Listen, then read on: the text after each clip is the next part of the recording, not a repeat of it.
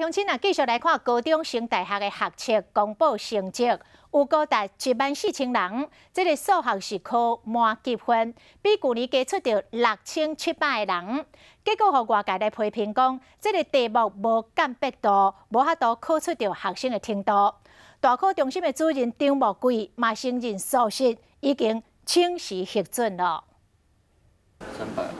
到底是什款数学题目遮简单？高中生干用3分钟就算好啊！来看这个题目，买人用200块买一个模型，佮用5倍成本做计算，差价就是利润。要过若无人买，决定一摆减一半利润定计算，降300了后，安尼计算是偌济？乘法、除法，加减，就这样。还蛮简单的。用加减乘除就算会出来。这题不是高中的考题，是高3学生考大学的学测题。他本来应该用数学来做一些筛选，看他入学的情况的好坏。那现在如果分辨不出来，在这个地方所有的学生都一样，那其实这份试题在这一块上面确实是有所不足的。